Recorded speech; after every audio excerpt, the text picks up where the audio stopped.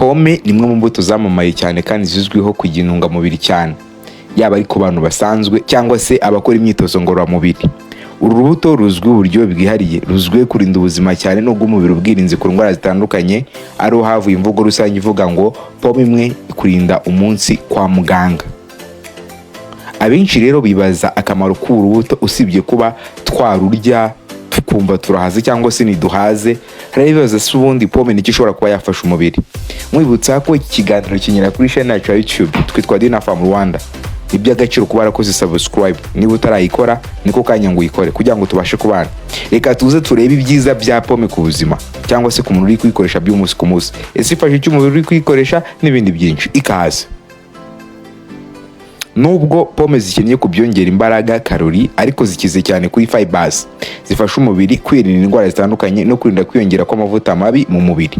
Fibers zirinda amara kuba yakwangizwa n'ibintu bibi twageranye n'uburozi bushobora kwinjira mu mara.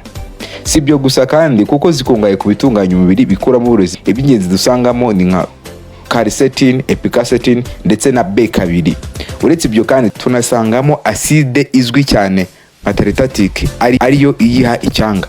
Ibi byose birafatanya mu gusohora mu mubiri imyanda yawangiza. Uru rubuto rufasha mu gukura neza no kugira ubuzima buzira umuze. Si byo gusa kandi kuko muri pome dusangamo vitamine C ihagije hamwe na B-carotene, amafunguro akungahaye kuri iyi vitamine afasha umubiri kurwanya indwara zandura no gusohora uburozi muri we. Vitamine zo mu bwoko bwa B zinyuranye harimo nka B2, B1, B6 zose hamwe zifatanya mu mirimo inyuranye ikorerwa mu mubiri imbere, nko gutunganya ibituma umubiri ukora neza.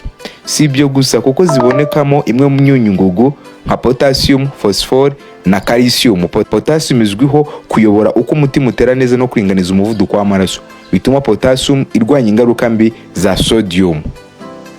Hari ibyo ugomba kuzirikana nubwo ari byiza bya pome.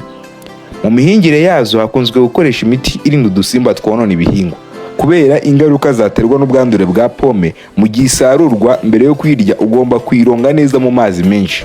Kandi pome ihabwa umwana byibuza uzi guhekenya, ni ukuvuga byibura hejuru y'amezi 10. Imbuto zayo nk'uburozi, ntukazirye, jya uzijugunya kure.